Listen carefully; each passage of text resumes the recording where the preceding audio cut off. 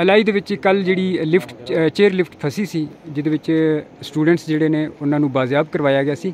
ਤੇ ਅਸੀਂ ਇਸ ਵੇਲੇ ਉੱਥੇ ਹੀ ਖਲੋਤੇ ਹਾਂ ਜਿੱਥੇ ਪਿੱਛੇ ਆ ਤੁਸੀਂ ਦੇਖ ਸਕਦੇ ਹੋ ਕਿ ਇਹ ਚੇਅਰ ਲਿਫਟ ਜਿਹੜੀ ਹੈ ਉਹ ਖਰਾਬ ਜਿਹੜੀ ਜਿਹਦੇ ਵਿੱਚ ਬਾਜ਼ਿਆਬ ਕਰਿਆ ਸੀ ਪਿੱਛੇ ਸੀ। ਸਾਡੇ ਨਾਲ ਇਸ ਵੇਲੇ ਮੌਜੂਦ ਨੇ ਹਰੀਪੁਰ ਤੋਂ ਤਲਕ ਕੇ ਸੀਨੀਅਰ ਸਾਫੀ ਨੇ ਮਹਿਰ ਸਿਮਾਬ ਸਾਹਿਬ, ਜੋ ਕਿ ਪਸ਼ਤੋ ਔਰ ਪੰਜਾਬੀ ਹਿੰਦਕੋ ਦੇ ਵਿੱਚ ਗੱਲ ਕਰਦੇ ਨੇ। ਮਹਿਰ ਸਾਹਿਬ ਅਸਲਾਮ ਅਲੈਕੁਮ ਸਰ। ਅੱਲਾ ਦਾ ਸ਼ੁਕਰ। ਅੱਛਾ ਮਹਿਰ ਸਾਹਿਬ, ਇਹ ਦੱਸੋ ਕਿ ਕੀ ਡਿਟੇਲ ਹੈ? ਕੱਲ੍ਹ ਦੇ ਤੁਸੀਂ ਇਸ ਵੇਲੇ ਮੌਜੂਦ ਹੋ ਔਰ ਰਾਤੀ ਇੱਥੇ ਇੱਕ ਲੰਬਾ ਆਪਰੇਸ਼ਨ ਵੀ ਇੱਥੇ ਹੋਇਆ, और की समझो कि किस नोयत का ऑपरेशन किस नोयत का सी तुसी की समझो? बिल्कुल जी, जो कल इतने जो वाक़या रुनवा है, मैं कहना एक मुश्किल तरीन ऑपरेशन सी और यह जो वाक़या इस तारीख में इस हज़ारा डिवीज़न में असी गल करा पहले कदे नहीं आया।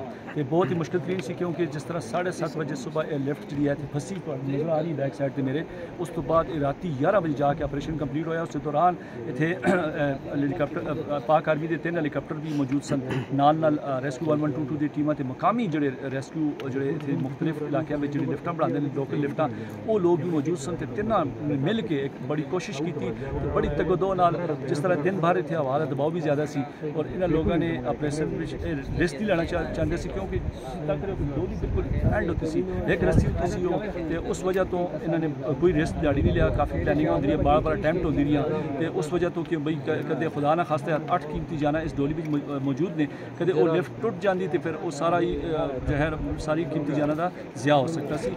लिहाजा उन्होंने बड़े केयर तरीके नाल बड़े मशावरत बार बार कर करके ऑपरेशन लंबा बेशक होया, लेकिन एंड जो होया राती 11 बजे होया, लेकिन सारियां जाना जी वो बचा ली गई अल्लाह दे फजल करम नाल। अच्छा, इत्थे सड़कों का तुसी हाल देखिया, जिस तरह इत्थे ते मैं कहना कि अगर कोई बंदा बीमार हो जाएगा थल्ले ले जांदे शहीद हो जाएगा, तो इत्थे दे लोगों के बुनियादी मसाइल जिहड़े ने वो की ने, मतलब शॉर्टकट दे विच थोड़ा जिहा दसना। बुनियादी मसाइल मैं गिनने लग जाऊँ पूरी दिहाड़ लग जाएगी तो बहुत ही ज़्यादा, ना इन्होंने कोई रोड ने, ना इन्होंने कोई हॉस्पिटल ने, ना इन्होंने कोई पुल ने, ना इन्होंने कोई तालीम का कोई जरिया है, मसाइल ही मसाइल ने। तो जिस तरह असी आए तक असी यकीन करो अज पता लग गया 100 साल पिछे चले गए। तो बुनियादी मसाइल इतने बहुत ज़्यादा फुकदान है, खास तौर रोडों की जी कहते ना कि रोड जो किसी इलाके की रीढ़ की हड्डी की हैसियत रखते हैं, लेकिन इतने रोडों की जी सूरत हाल है बिल्कुल ही जीरो है। लेकिन गुज़श्ता हुकूमत कहती कि असी इतने KPK नूं बड़ा बहुत ज़्यादा डिवेलप कर दिता है, लेकिन ये इलाकों के तुसी हाल देखे ने, तुसी की समझते हो कि लोग जिहड़े ने मुतमईन ने गुज़श्ता 10 साल तो? देखो जिस तरह कहते हैं कि शहरों में तब्दीली आई है, इन इलाकों में वो चीज़ वो आवाज़ इतने तक नहीं आई।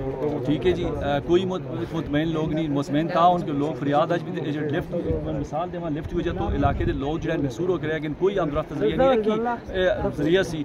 अगर इतने मसाइल तक रो कि मसाइल रोडा की सिचुएशन देख लिया, वो सारा ओवरऑल सारा कुछ इतने जो है बिल्कुल ही जीरो है जी। बहुत शुक्रिया सर।